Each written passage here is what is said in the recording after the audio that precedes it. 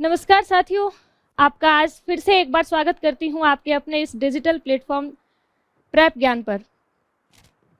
हम यहां question paper की सीरीज सॉल्व कर रहे हैं जिसमें आरपीएससी लाइब्रेरियन ग्रेड सेकंड का 2020 में एग्जाम पेपर लिया गया था। उस पेपर को हम सॉल्व कर रहे हैं। 72 तक कंप्लीट कर लिया। स्टार्ट करेंगे आज से अभी क्वेश्चन नंबर 73। चलिए, स्क्रीन पर आपको दिख रहा है क्वेश्चन नंबर 73। आप रीड करिए और उसका आंसर मुझे एक बार कमेंट बॉक्स में कमेंट करके बताइए। 73, कंप्यूटर हार्डवेयर निम्न में से किसके बिना कार्य नहीं कर सकता है? जल्दी से बताइए, कंप्यूटर हार्डवेयर जो है वो किसके बगैर कार्य नहीं कर सकता? ये यहाँ इस क्वेश्चन में पूछा है। ऑप्शन नंबर ए आपको दिख रहा है WiFi, B internet, C software, then D pen drive. जल्दी से आप बताइए कि कंप्यूटर हार्डवेयर किसके बगैर काम यहां नहीं कर सकता। जल्दी बताइए। किसी भी कंप्यूटर का हार्डवेयर उस कंप्यूटर में डाले गए सॉफ्टवेयर के बिना काम नहीं कर सकता, ये सभी को पता है, तो इसमें आपको देरी नहीं लगनी चाहिए। ऑप्शन नंबर सी पर लिखा हुआ है सॉफ्टवेयर, जो इसका राइट आंसर होगा। ठीक है, कंप्यूटर से रिलेटेड क्वेश्चंस यहाँ आपको देखने को मिलेंगे, तो आप थोड़ा ढंग से इनको सॉल्व करिएगा। एक यूनिट आपकी सेकंड ग्रेड लाइब्रेरियन एग्जाम में दी हुई है जो कंप्यूटर की है। ठीक है, उससे भी बहुत से क्वेश्चन का वेटेज रहेगा जो आपको कंप्यूटर से रिलेटेड देखने को मिलेंगे। चलिए, क्वेश्चन नंबर 74 क्या कह रहा है? कृत्रिम बुद्धि एआई का प्रयोग करने वाले कंप्यूटर किस पीढ़ी से संबंधित हैं? यानी which generation of computer is related to artificial intelligence concept. बताइए, कृत्रिम बुद्धि का प्रयोग करने वाले कंप्यूटर किस पीढ़ी से रिलेटेड हैं, ये आपको यहाँ बताना है। यानी आर्टिफिशियल इंटेलिजेंस का प्रयोग कंप्यूटर की कौन सी पीढ़ी में किया गया था? जल्दी से आप लोग मुझे जवाब दीजिएगा, क्या होगा? ठीक है, साथी क्लास को शेयर कर दीजिए जिससे और भी साथी जुड़ जाएं। ठीक है, बताइए कौन सा होगा? द्वितीय पीढ़ी के कंप्यूटर, या फिर तृतीय पीढ़ी के कंप्यूटर, या चौथी पीढ़ी के कंप्यूटर, या फिर पांचवी पीढ़ी के कंप्यूटर? जल्दी से रिप्लाई करिए, क्या होगा? यानी कंप्यूटर की पांचवी पीढ़ी में आर्टिफिशियल इंटेलिजेंस यानी कृत्रिम बुद्धि का प्रयोग किया गया था। ठीक है, आपने पीढ़ियां पढ़ी हैं, कंप्यूटर की 5 पीढ़ियां, कौन सी पीढ़ी का विकास कब हुआ, कौन सी पीढ़ी का कब हुआ, ये आपको पूछा जाएगा क्वेश्चन। ठीक है, 5 पीढ़ियों से पूछे जाएंगे कि कौन से कंप्यूटर का प्रयोग कौन सी पीढ़ी में हुआ था, तो थोड़ा सा इनको ढंग से कर लेना। यहाँ हमारे पास टाइम नहीं है जो हम आपको पूरा एक्सप्लेन करें, हम बस यहाँ क्वेश्चन आपके सामने लेकर आए हैं कि इस तरीके का इस टॉपिक से इससे रिलेटेड क्वेश्चन आपको देखने को मिलेंगे। ठीक है, यही मोटिव है हमारा यहाँ पे इन सीरीज को सॉल्व करवाने का। क्लियर हुआ? आगे चलिए, क्वेश्चन नंबर 75। आप पुस्तकालय इंटरनेट सेवा में www से क्या समझते हैं? यह आपको बताना है कि पुस्तकालय इंटरनेट सेवा में आप www से क्या समझते हैं। यानी कि www की आपको फुल फॉर्म बतानी है, क्या होगी? मेरे ख्याल से बहुत इजी क्वेश्चन है और सभी को पता होगा। World wide web. Option number a world wide web, ये इसका आंसर सही होगा। क्लियर हुआ? बताइए जल्दी जी। आप पुस्तकालय इंटरनेट सेवा में www से तात्पर्य है वर्ल्ड वाइड वेब। क्लियर? चलिए, क्वेश्चन नंबर 76। विनिसिस सॉफ्टवेयर, विनिसिस आपसे पूछा है, विनिसिस सॉफ्टवेयर को किसने विकसित किया था? यानी कौन सी संस्था के द्वारा विनिसिस सॉफ्टवेयर का विकास किया गया था, ये यहाँ आपको बताना है। जल्दी से आप मुझे रिप्लाई करिए कि विनिसिस कौन सा सॉफ्टवेयर है, बताइए। विनिसिस सॉफ्टवेयर को किसने विकसित किया? कौन सी संस्था के द्वारा विनिसिस सॉफ्टवेयर का विकास किया गया था? विनिसिस का पूरा नाम आपको पता है क्या? जल्दी बताइए। अगर पता है तो कमेंट बॉक्स में जल्दी से लिखिए। विनिसिस का पूरा नाम पूछा भी जा सकता है, फुल फॉर्म ऑफ विनिसिस। बताइए।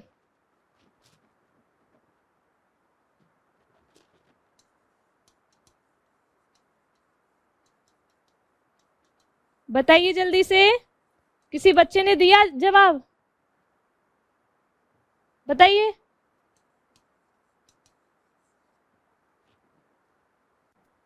Window integrated set of information system, इसका पूरा नाम होता है विनिसिस का। ये फुल फॉर्म आपको लाइब्रेरियन एग्जाम में बहुत सी फुल फॉर्म देखने को मिलती हैं क्वेश्चन में जो पूछी जाती हैं। Window integrated set of information system यहाँ विनिसिस का पूरा नाम है, ठीक है। और इस सॉफ्टवेयर को यूनेस्को के द्वारा विकसित किया गया था, यूनेस्को के द्वारा। क्लियर हुआ? चलिए क्वेश्चन नंबर 77, सोल से तात्पर्य है, यानी सोल स्टैंड्स फॉर, क्या तात्पर्य है सोल से, आपको बताना है, जल्दी से बताइए, रिप्लाई करिए। सोल से क्या तात्पर्य है?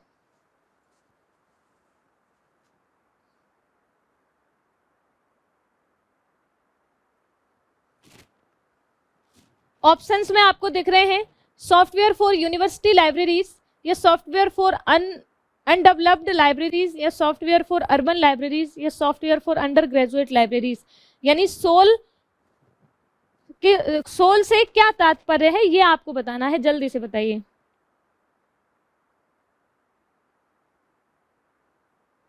सोल क्या है? क्या है सोल? यहां आपको दिख रहा है ऑप्शन में सॉफ्टवेयर सॉफ्टवेयर सॉफ्टवेयर सॉफ्टवेयर, यानी कि ये एक सॉफ्टवेयर है सोल, ठीक है। यानी इसका सोल का विकास एक सॉफ्टवेयर के रूप में किया गया, जिसका पूरा नाम क्या है? सॉफ्टवेयर फॉर यूनिवर्सिटी लाइब्रेरीज, ठीक है। यानी सोल से तात्पर्य है software for university libraries. Clear हुआ? ऑप्शन नंबर ए यहां हमारा राइट होगा। हम इस सीरीज को बहुत जल्दी से सॉल्व करेंगे, हमारे पास टाइम बहुत कम है और अभी हमें बहुत से क्वेश्चन सॉल्व करने हैं, ठीक है। तो आप थोड़ा सा बने रहिए। चलिए क्वेश्चन नंबर 78, निम्न में से किस में अधिकतम मेमोरी स्टोरेज की क्षमता होती है? इसमें आपको बताना है gigabyte, kilobyte, terabyte and megabyte. किस में मेमोरी स्टोरेज की क्षमता अधिक होती है, ये आपको इस क्वेश्चन में बताना है। और जल्दी से मुझे एक बार रिप्लाई कर दीजिए, क्लास को लाइक कर दीजिए, जिससे मुझे थोड़ी एनर्जी मिले और बहुत अच्छा कंटेंट मैं आपके सामने लेकर आऊँ। तो मुझे एनर्जेटिक करने के लिए आपको क्लास को शेयर करना होगा, क्लास को लाइक करना होगा, चैनल को सब्सक्राइब करना होगा। ये चीज़ें तो आपको करनी पड़ेंगी, तभी तो मैं एक मोटिवेट होकर आपको अच्छा कंटेंट दे सकती हूँ। समझ गए ना? तो चलिए क्वेश्चन नंबर 78, निम्न में से किस में अधिकतम मेमोरी स्टोरेज की क्षमता है? आप इसे जल्दी से बताइए क्या होगा, गीगाबाइट, किलोबाइट, टेराबाइट या मेगाबाइट? सबसे ज्यादा मेमोरी स्टोरेज की जो क्षमता होती है वो आप मेरे ख्याल से जानते होंगे, जीबी, एमबी, केबी, टीबी, ये सब जानते हैं, ठीक है। सबसे ज्यादा जो मेमोरी की क्षमता होती है वो टेराबाइट की होती है, समझ गए। और सबसे कम किसकी होती है? किलोबाइट की होती है ना। तो यहाँ जो सीक्वेंस होगा वो टेराबाइट, उसके बाद में क्या होगा? मुझे कमेंट बॉक्स में आंसर दिखना चाहिए, जल्दी से बताइए।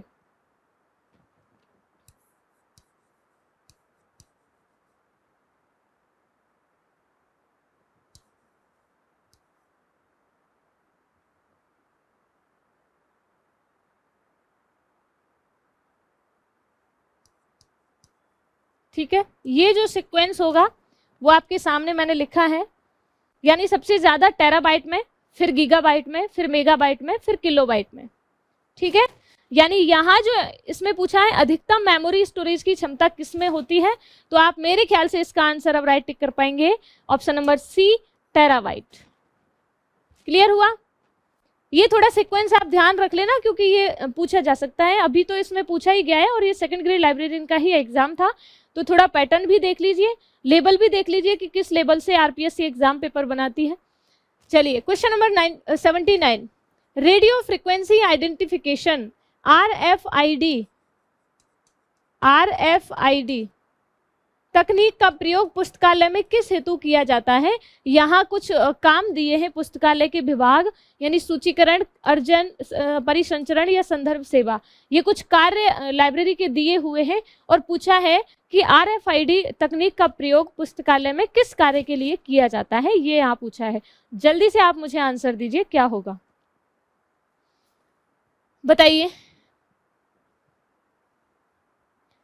रेडियो फ्रिक्वेंसी आइडेंटिफिकेशन, इसकी फुल फॉर्म भी पूछी जाती है, जो अभी तो इस पेपर में आपको दिख रही है रेडियो फ्रिक्वेंसी आइडेंटिफिकेशन, तो यहाँ अभी दिख रही है, लेकिन जरूरी नहीं है आपको आगे आने वाले एग्जाम में दिखे, तो थोड़ा ध्यान रखना।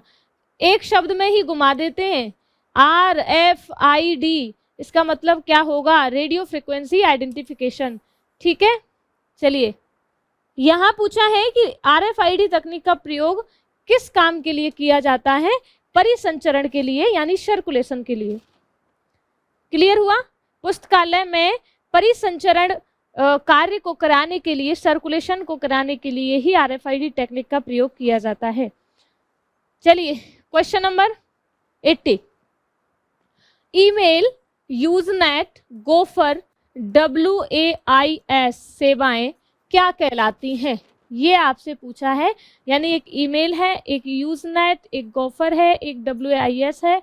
ये सर्विसेज कौन सी सर्विस कहलाती हैं, ये यहाँ आपसे पूछा है। और ऑप्शंस में आपको दिख रहे हैं, इंटरनेट यानी अंतर्जाल सेवाएं, या फिर लेखन सेवाएं, डॉक्यूमेंटेशन सर्विस, या प्रतिलिपिकरण सेवाएं यानी रेप्रोग्राफी सर्विस, या फिर अनुवाद सेवा यानी ट्रांसलेटिंग सर्विस। जल्दी से आप मुझे आंसर दीजिए, क्या होगा इसका आंसर। ठीक है, क्वेश्चन नंबर 80,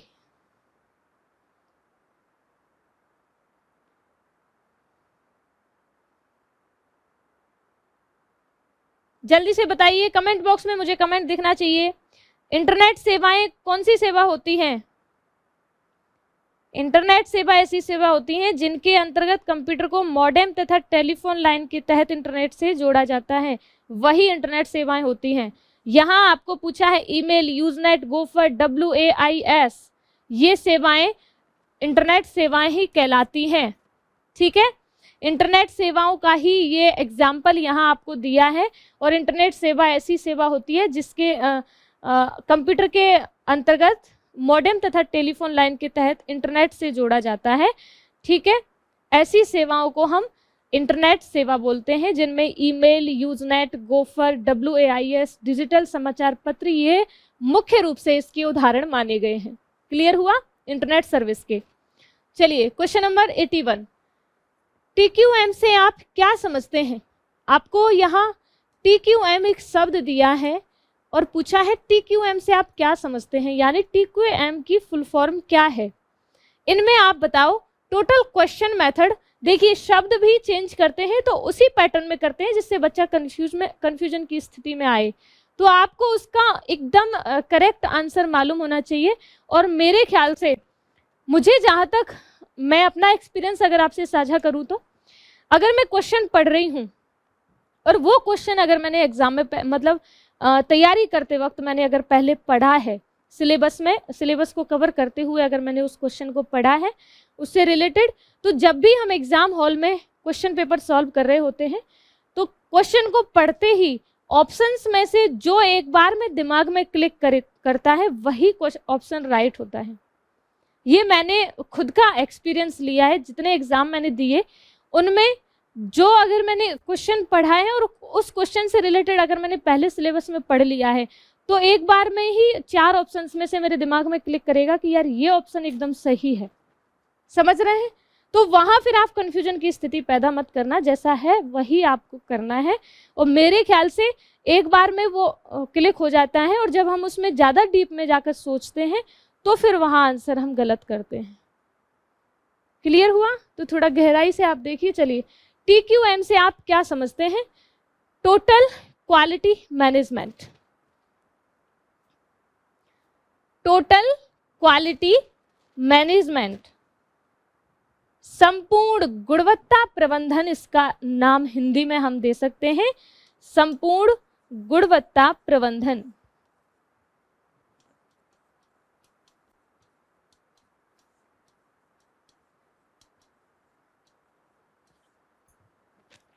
ठीक है। TQM का पूरा नाम क्या है? Total quality management. तो यहाँ लिखा है टोटल क्वालिटी मैनेजमेंट, तो ऑप्शन नंबर बी हमारा यहाँ राइट होगा। ठीक है, इसे संपूर्ण गुणवत्ता प्रबंधन के नाम से जानते हैं। आगे देखें क्वेश्चन नंबर 82।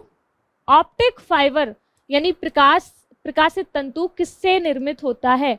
ऑप्टिक फाइबर यहाँ किससे निर्मित होता है, ये आपसे पूछा है। जल्दी से आप मुझे आंसर दीजिए, किससे होता है? ऑप्टिकल फाइबर यानी प्रकाशित तंतु एक पारदर्शी फाइबर होता है जो किससे बनता है, ये आपसे पूछा है जी।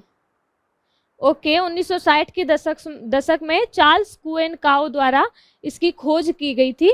ठीक है, हाँ, चार्ल्स कुएन काओ को फाइबर ऑप्टिक संचार का जनक भी माना जाता है। ठीक है, तो ये आपको पूछा है यहाँ ऑप्टिक फाइबर किससे निर्मित होता है, तो फाइन ग्लास स्ट्रैंड से निर्मित होता है। यहाँ ऑप्शन नंबर ए हमारा राइट होगा। ठीक है, optic fibre fine glass strand से निर्मित होता है। चलिए क्वेश्चन नंबर 83, URL का पूर्ण रूप क्या है? आप देख लीजिए कि आपको कितने, मतलब हम क्वेश्चन नंबर 1 से आप प्लेलिस्ट खोलकर देखिएगा और इस क्वेश्चन पेपर को यानी RPSC लाइब्रेरियन सेकंड ग्रेड 2020 का एग्जाम पेपर हमने सॉल्व करवाया है। 4-5 क्लास इसकी बनी है जिसमें हमने 20-20 क्वेश्चन के हिसाब से वो पूरी क्लास आपके सामने आई है। ठीक है, प्लेलिस्ट खोलकर देखना जिसमें क्वेश्चन नंबर 1 से 100 तक आपको देखना और उसमें ये एनालिसिस करना कि आपको फुल फॉर्म कितनी देखने को मिली। समझ रहे हैं? तो लाइब्रेरी साइंस में फुल फॉर्म पे ज़्यादा फोकस करना, बहुत से क्वेश्चन वहाँ फुल फॉर्म से पूछे जाते हैं। अभी भी कंप्यूटर से रिलेटेड पूछा है URL का पूर्ण रूप क्या है। पीछे हमने सॉल्व किया था टोटल क्वालिटी मैनेजमेंट, वो भी आपसे पूछा था कि उसकी फुल फॉर्म क्या है, यानी कि तात्पर्य क्या है, तो उसका फुल फॉर्म ही आपसे पूछ ली जाती है। यूनिफॉर्म रिसोर्स लिंक या यूनिफॉर्म रजिस्टर्ड लिंक या यूनिफाइड रिसोर्स लिंक या uniform resource locator. Question number 83 का ऑप्शन नंबर डी यहाँ राइट होगा, यूनिफॉर्म रिसोर्स लोकेटर। बताइए सही है? URL का पूर्ण रूप क्या है? यूनिफॉर्म रिसोर्स लोकेटर इसका पूर्ण रूप है। ठीक है, आगे देखिए क्वेश्चन नंबर 84, सार्वभौमिक ग्रंथ सूची नियंत्रण की धारणा किसके द्वारा प्रतिपादित की गई? Universal bibliographic control. ये यहाँ आपसे पूछा है यूनिवर्सल बिब्लियोग्राफिक कंट्रोल। अब देखिए यहाँ आपको नाम दिया है सार्वभौमिक ग्रंथ सूची नियंत्रण यानी यूनिवर्सल बिब्लियोग्राफिक कंट्रोल। वहाँ आपको हो सकता है पूछ लिया जाए UBC से क्या तात्पर्य है। ठीक है, तो थोड़ा ध्यान देना इन चीज़ों पे, ये फैक्चुअल बातें हैं, इन पर अगर आप ध्यान देकर नहीं चलोगे तो सिलेक्शन की दौड़ से पीछे रह जाओगे। ठीक है ना? यहाँ आपसे पूछा है सार्वभौमिक ग्रंथ सूची नियंत्रण की धारणा किसके द्वारा प्रतिपादित की गई थी। उसमें एक एसोसिएशन का नाम आपको देना है कि कौन से एसोसिएशन के द्वारा ही उसकी धारणा प्रतिपादित की गई थी। ठीक है, लेकिन आपको ध्यान रखना है कि UBC की फुल फॉर्म क्या है? Universal bibliographic control. क्लियर? अब आपको इनमें से राइट टिक करना है कि कौन से संस्थान द्वारा इसकी धारणा प्रतिपादित की गई थी। जल्दी से आप मुझे एक बार रिप्लाई करिए आंसर में। यहां दे रखे हैं American library association, Indian library association यानी ALA, एक है ILA और एक है international federation of library association and institution यानी IFLA। आप थोड़ा इनको इस तरीके से लिखें तो एग्जाम आप अच्छे से सॉल्व कर पाएंगे। Indian Association of Special Libraries and Information Centres यानी ISLIC। ठीक है, अब बताइए मुझे जल्दी से इनमें से कौन सा आंसर होगा? सार्वभौमिक ग्रंथ सूची नियंत्रण यानी यूनिवर्सल बिब्लियोग्राफिक कंट्रोल की अवधारणा जो है वो IFLA के द्वारा प्रतिपादित की गई थी। ऑप्शन नंबर सी यहाँ राइट होगा। क्लियर? चलिए क्वेश्चन नंबर 85, विनिसिस क्या है? विनिसिस आपसे पूछा है कि क्या है। अब देखिए यहाँ विनिसिस का पूरा नाम पूछ सकते हैं आपसे। अब बताइए जल्दी से, विनिसिस का पूरा नाम क्या होगा?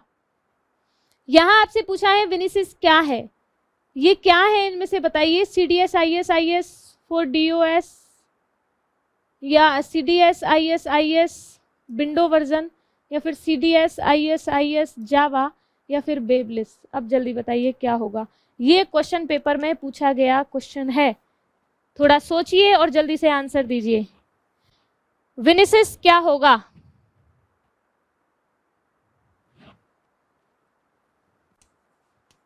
बताइए फुल फॉर्म क्या होगी?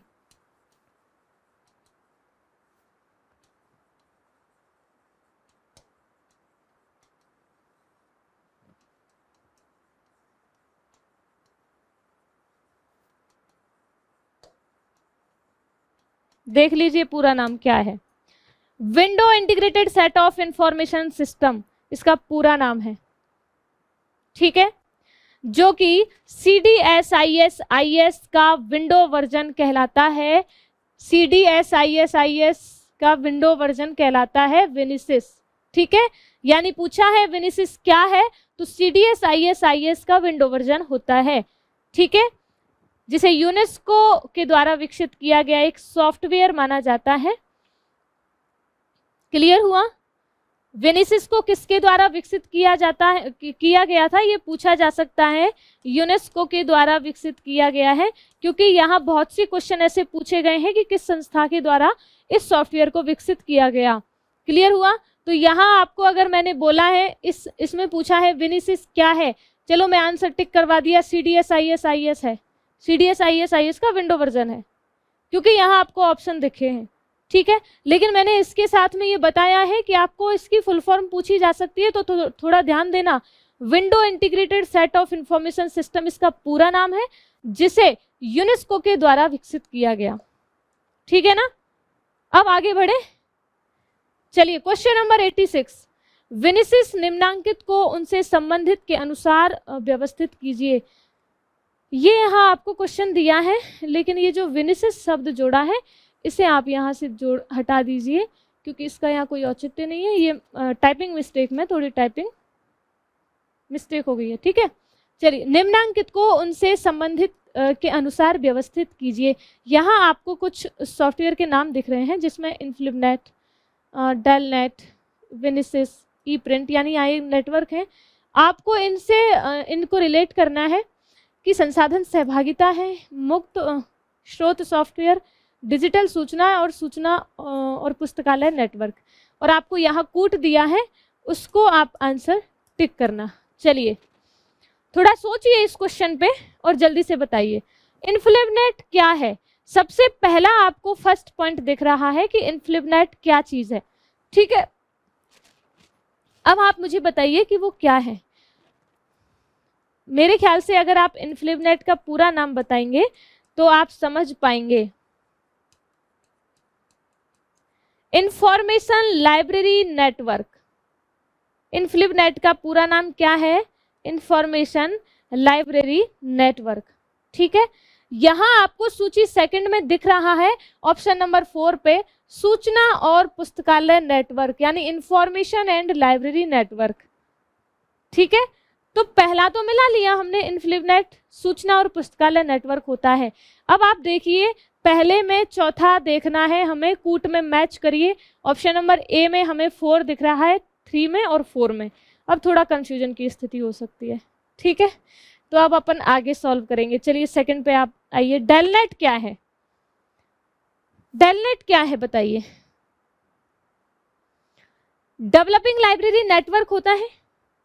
डेलनेट का पूरा नाम आप जानते हैं, डेवलपिंग लाइब्रेरी नेटवर्क।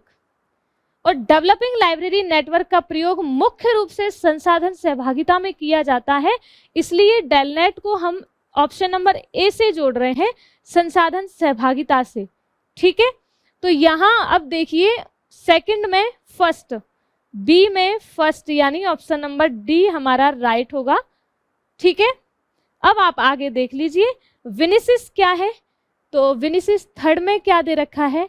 मुक्त स्रोत सॉफ्टवेयर यानी कि ओपन सोर्स सॉफ्टवेयर होता है विनिसिस। और ई प्रिंट क्या है, डिजिटल सूचना। क्लियर हुआ? इसलिए ऑप्शन नंबर 4 हमारा यहाँ राइट होगा। चलिए आगे देखिए, क्वेश्चन नंबर 87। सॉरी, कंप्यूटर को इंटरनेट से कनेक्ट करने हेतु टेलीफोन से जोड़े जाने वाले उपकरण को क्या कहते हैं? यह आपने पूछा है, जल्दी से आप लोग रिप्लाई करिए कि क्वेश्चन नंबर 87 का यहाँ आंसर क्या होगा। कंप्यूटर को इंटरनेट से कनेक्ट करने हेतु टेलीफोन से जोड़े जाने वाले उपकरण को, यहाँ आपको उपकरण का नाम पूछा है, जल्दी बताइए क्या होगा। उस डिवाइस का नाम आपको बताना है जिसे कंप्यूटर को इंटरनेट से कनेक्ट करने के लिए टेलीफोन से जोड़ा जाता है। बताइए, मेरे ख्याल से आंसर दे पाएंगे। Option number C, modem. समझ गए? कंप्यूटर को इंटरनेट से कनेक्ट करने के लिए टेलीफोन से जोड़े जाने वाले उपकरण को हम मोडेम कहते हैं। और मोडेम का पूरा नाम सबको पता होगा। मोडेम तो नॉर्मल है, पूछा जाने वाला क्वेश्चन है। मॉड्यूलेटर, डीमॉड्यूलेटर होता है मोडेम, ठीक है, जो किसी सूचना को मॉड्यूलेट करके एनालॉग प्रारूप में भेजता है और एनालॉग प्रारूप में सिग्नल मिलते हैं, तभी उसे डीमॉड्यूलेट करके डिजिटल रूप में ग्रहण किया जाता है। ठीक है, चलिए क्वेश्चन नंबर 88, निम्न में से ईमेल पते का सही प्रारूप चुनिए। आप इनमें से जल्दी से बताइए कि ईमेल एड्रेस जो होता है वो राइट कौन सा है। यानी इनमें से आप मेरे ख्याल से बता पाएंगे कि यूजर नेम कब आता है और डोमेन नेम कब लिखा जाता है। तो आप जल्दी से इसमें मुझे सही पता बताइए कि क्या होगा। जब भी हम ईमेल एड्रेस बनाते हैं तो ईमेल एड्रेस बनाने का तरीका जो होता है उसमें सबसे पहले यूजर नाम आता है। ठीक है, यूजर नाम कुछ भी हो सकता है, जैसे XYZ है ना, XYZ कुछ भी नाम हो सकता है। फिर उसके बाद क्या होता है, उसके बाद @ लगाया जाता है। ठीक है, फिर क्या होता है, डोमेन नेम लिखा जाता है ना। यानी यहाँ हम ईमेल पूछ रहे हैं तो यहाँ डोमेन नेम जीमेल लिख दिया हमने, फिर डॉट लगाया जाता है। ठीक है, उसके बाद कॉम लिख दिया जाता है। ये हमारा ईमेल का सही पता होता है। अब आप यहाँ देखिए, XYZ यहाँ है क्या, यूजर नेम, फिर @ लगाया, फिर डोमेन नेम लिखा जीमेल, फिर .com। तो हमारा ऑप्शन नंबर डी यहाँ राइट होगा। यानी इनमें देखिए यहाँ पे यूजर नेम लास्ट में लिखा है, कभी भी ऐसा नहीं बनता। यहाँ देखिए ये डैश दे दिया है, इस डैश की बजाय यहाँ @ होता तो शायद सही होता। ठीक है ना, इसलिए ऑप्शन नंबर डी यहाँ एकदम राइट होगा। चलिए question number 89, Microsoft MS office किस प्रकार के सॉफ्टवेयर का उदाहरण है? आपको इसमें से जल्दी से बताना है कि माइक्रोसॉफ्ट ऑफिस जो है वो किस प्रकार का सॉफ्टवेयर होता है। बताइए जल्दी। माइक्रोसॉफ्ट MS ऑफिस जो है वो कौन सा सॉफ्टवेयर होता है, कौन से सॉफ्टवेयर का उदाहरण है? तो अनुप्रयोग यानी एप्लीकेशन सॉफ्टवेयर होता है। नॉर्मल से क्वेश्चन है, ज़्यादा टाइम खराब नहीं करना। आगे बढ़िए, क्वेश्चन नंबर 90, निम्न में से सही श्रृंखला को चुनिए। इनमें से कौन सी श्रृंखला सही है? यानी सबसे पहले कौन सा आता है, उसके बाद कौन सा आता है, ये आपको बताना है। जिसमें आपको कुछ दिख रहा है, एक तो जानकारी, एक डेटा और एक सूचना। इन तीनों को ही थोड़ा अव्यवस्थित रूप में लिख दिया है। अब आप ये बताइए कि सही सीक्वेंस इनमें से कौन सा होगा। A, B और C और D में ऑप्शन जल्दी राइट करिए, कौन सा होगा।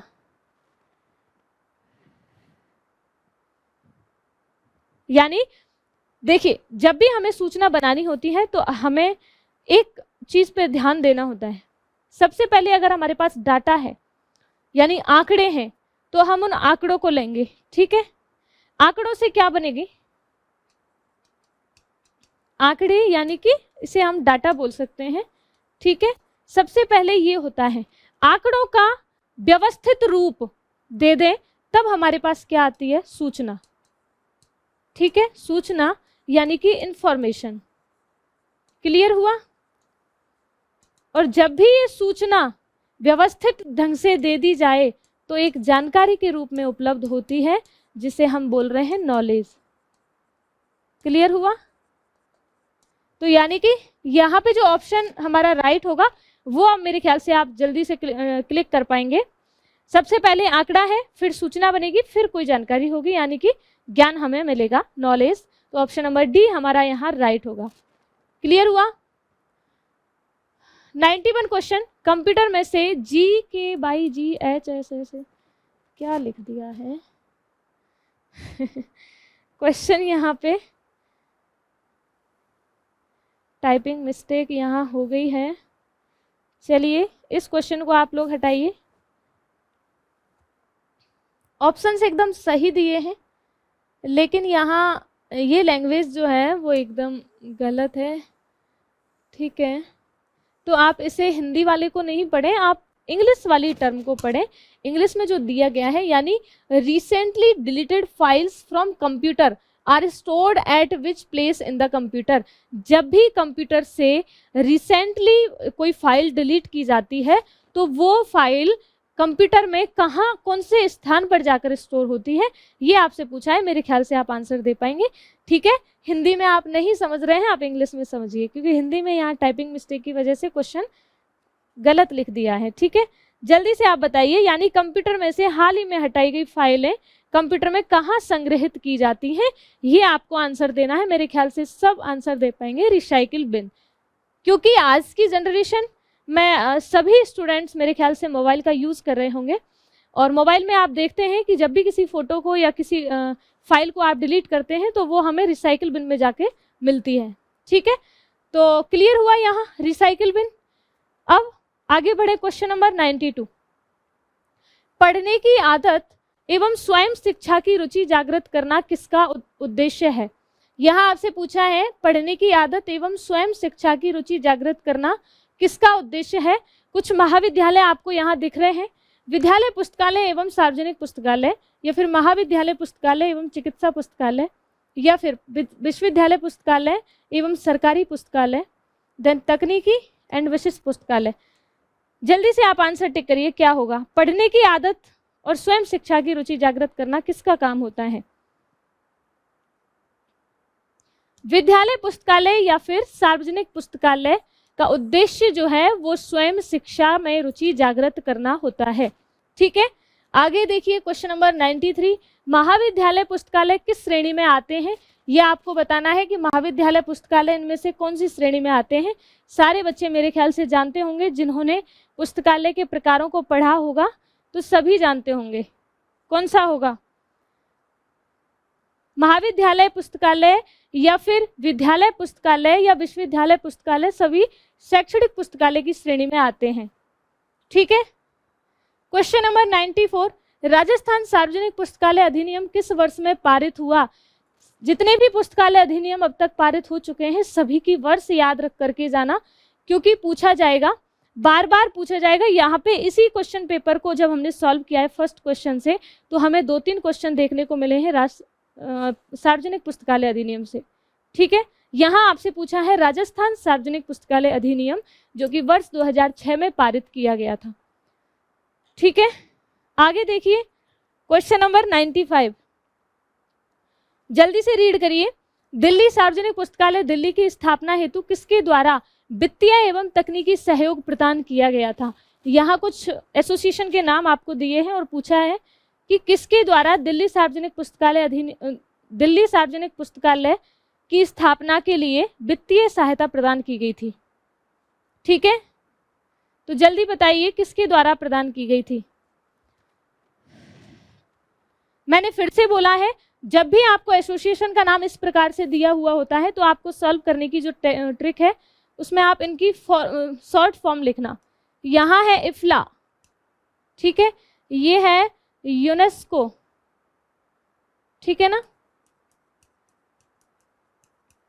यानी United Nations Educational Scientific and Cultural Organization, UNESCO.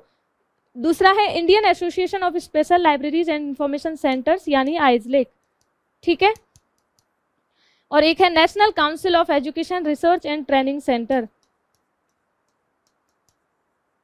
ठीक है, अब बताइए आप जल्दी से इनमें से कौन सा होगा, यानी दिल्ली सार्वजनिक पुस्तकालय को किसके द्वारा सहयोग प्रदान किया गया था? तो ऑप्शन नंबर बी यहाँ राइट होगा, यूनेस्को। ठीक, आगे देखिए क्वेश्चन नंबर 96। भारत में सर्वप्रथम ग्रंथालय विज्ञान में स्नातकोत्तर पाठ्यक्रम किस विश्वविद्यालय के द्वारा शुरू किया गया था, यानी एमलिव पाठ्यक्रम किस विश्वविद्यालय के द्वारा शुरू किया गया था सबसे पहले, ये आपसे पूछा है। राजस्थान विश्वविद्यालय या बनारस हिंदू विश्वविद्यालय या फिर दिल्ली विश्वविद्यालय या फिर मद्रास विश्वविद्यालय? जल्दी से आप लोग मुझे आंसर दीजिए, क्या होगा? MLIS सबसे पहले दिल्ली विश्वविद्यालय के द्वारा कराई गई थी, ठीक है।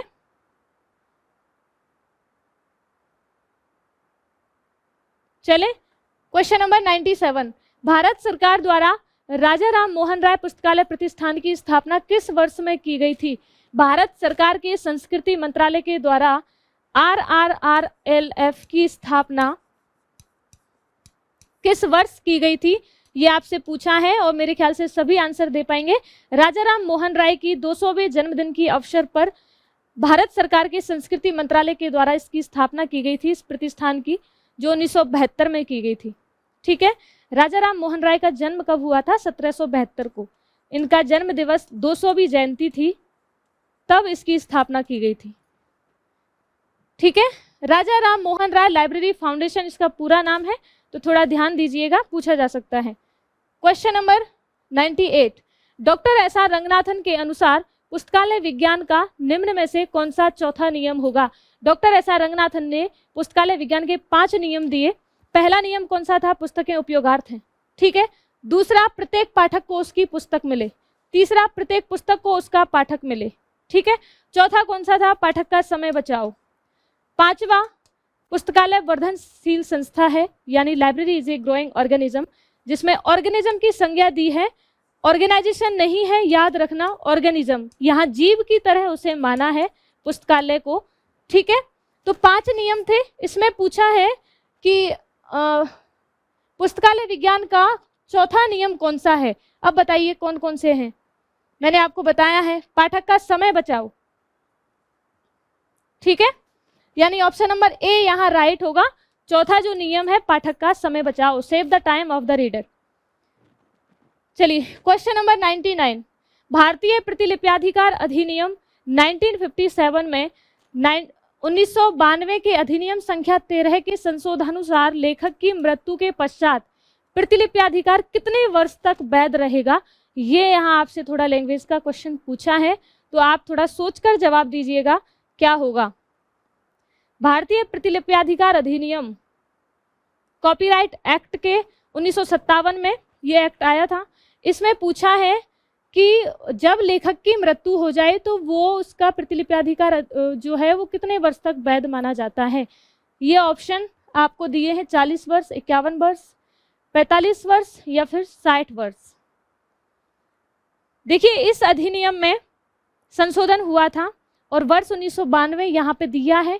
वर्ष 1992 के अधिनियम संख्या 13 के संशोधनानुसार लेखक की मृत्यु होने के पश्चात ये एक्ट, इसे प्रतिलिप्याधिकार जो है वो 60 वर्ष तक वैध माना जाता है, ठीक है। चलिए क्वेश्चन नंबर 100, भारत के किस राज्य में राष्ट्रीय ग्रंथालय स्थापित है? आपको जल्दी से जवाब देना है कि भारत के कौन से राज्य में राष्ट्रीय ग्रंथालय स्थापित है। मेरे ख्याल से बहुत इजी क्वेश्चन है, सभी इसका आंसर दे पाएंगे। कौन से में है? भारत का राष्ट्रीय ग्रंथालय कहाँ स्थापित है? कोलकाता में। और कोलकाता कौन से राज्य में है? पश्चिम बंगाल में, ठीक है, ऑप्शन नंबर बी। तो मैंने यहाँ इस क्वेश्चन पेपर को पूरा सॉल्व करवाया है। जो आरपीएससी लाइब्रेरियन ग्रेड 2 2020 में जो एग्जाम पेपर हुआ था वो उसका सॉल्यूशन हमने पूरा कराया है। प्ले लिस्ट में आप लोग जाकर देख लीजिए, 4-5 वीडियोज़ हैं जो इस एग्जाम पेपर से रिलेटेड हैं। ये बहुत हेल्पफुल रहेंगे आप सभी के लिए। चलिए आज की क्लास यहीं पे मैं आप सभी से विदा लेती हूँ। राम राम साथियों।